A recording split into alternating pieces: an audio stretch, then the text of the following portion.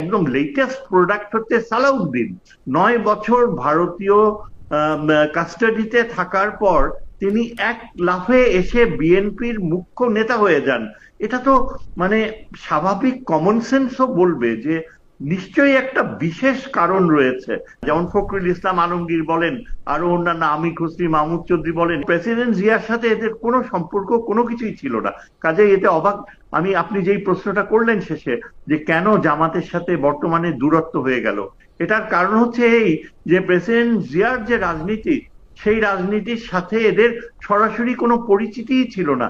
ফখরুল ইসলাম আলমগীর বিএনপিতে যোগ দিয়েছে জিয়ার মৃত্যুর প্রায় 10 বছর পরে, এবং এখন যদি আপনি তার কথাগুলো শুনেন, তার ভাষাগুলো শুনি, আমি অবাক হয়ে যাই। আমি কিছুতেই জিয়াউর রহমানের সাথে এই ভদ্রলোককে রিলেট করতে পারি না।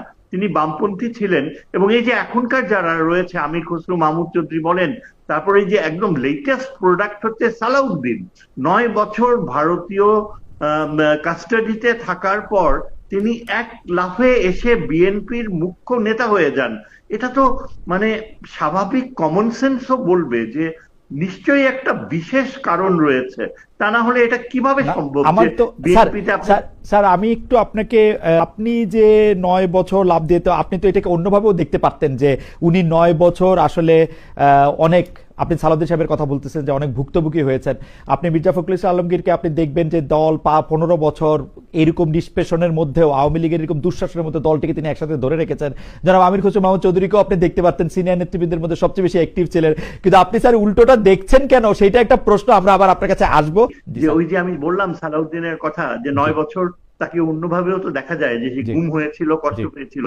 না, গুম হয়নি, কষ্টও পায়নি। তিনি বহাল তবিয়তে এস আলমের গ্রুপের কর্মকর্তা হিসাবে সেখানে তারই টাকায় ওইখানে আরামে ছিলেন। এবং তার ছেলেকে দেখলাম পরশুদিন আমাদের চিফ অ্যাডভাইজারের সাথে ছবি তুলতে। একবারও কিন্তু তার ছেলে ওই সময়টায় তুলে ধরেনি মিডিয়াতে যে তার বাবা গুম হয়েছিল। আচ্ছা, তারপরে আমি বলি যে এই যে 15 বছর ধরে বিএনপির নেতারা অনেক কষ্ট পেয়েছে, অনেক ইয়ে করেছে। হ্যাঁ, পেয়েছে, কিন্তু পায়নি কারা? যারা এই যে এখন একেবারে বৃদ্ধ নেতৃত্ব, ফখরুল ইসলাম আলমগীর, আমির খসরু, মাহমুদ চৌধুরী, এই যে একটা ছোট্ট গোষ্ঠী যাদের কথা আমরা দেখি, তারা কিন্তু বারবার নেতৃত্বকে ঠিক শেষ মুহূর্তে এসে ঠিক লিডারশিপটা দিতে পারেনি। এবং অনেকেই মনে করে যে তারা একটা বিশেষ অনুগ্রহ পেয়েছে আওয়ামী লীগের কাছ থেকে।